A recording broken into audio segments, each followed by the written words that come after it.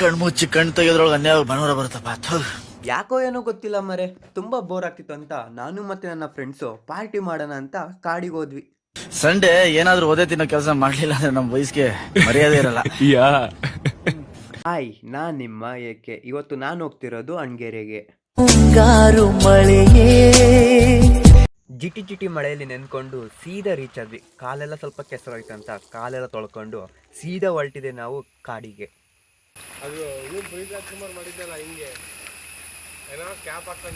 ನನ್ನ ಫ್ರೆಂಡು ಅವನಿಗೆ ಕಾಡಿನ ಬಗ್ಗೆ ಗೊತ್ತಿರೋ ಮಾಹಿತಿ ನನಗೆ ಹೇಳಕ್ ಶುರು ಮಾಡ್ದ.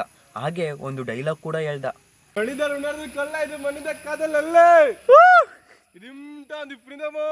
ಇದ್ಯಾವ್ದು ಹೊಸ ಪ್ರತಿಭೆ?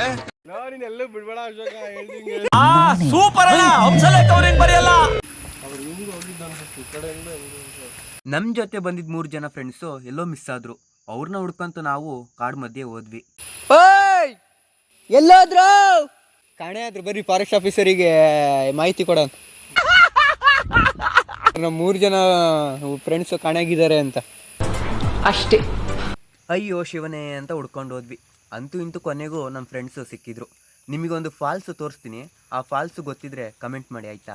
ಇದು ಫಾಲ್ಸ್ ಹೆಸರು ನನಗೆ ಗೊತ್ತಿಲ್ಲ, ಸೊ ಗೊತ್ತಿದ್ರೆ ಕಮೆಂಟ್ ಮಾಡಿ ಆಯ್ತಾ. ನೋಡ್ತಿದ್ರಲ್ಲ, ಇದೇ ಫಾಲ್ಸ್ ಇದೆಯಾ? ಈ ಬಡತವಿಂದ ದೇಶ ಉದ್ಧಾರ ಆಯ್ತದ. ಅಯ್ಯೋ ದೇವ್ರೆ, ನಾವ್ ಎಂತ ಜಾಗಕ್ಕೆ ಬಂದ್ವಿ ಅಂತ ಹೇಳ್ತಾ ರೋಡಿಗೆ ಬಂದ್ರೆ ನಮಗೊಂದು ಶಾಕ್ ಕಾಯ್ದಿತ್ತು. ಅಯ್ಯೋ ಭಗವಂತ, ಇಲ್ಲಿ ನಂದು ಏನಿದು ಚೂರು ಚೂರು ಅಂತ ಐತಲ್ಲ ಅಂತ ಕಾಲ್ ನೋಡಿದ್ರೆ ರಕ್ತ ಕುಡಿಯೋ ರಾಕ್ಷಸ ಅಂಟ್ಕೊಂಡಿದ್ದ. ಯಾರು ಬಂದ್ರು ಇವನ್ ಮಾತ್ರ ಬರ್ಬಾರ್ದಪ್ಪ.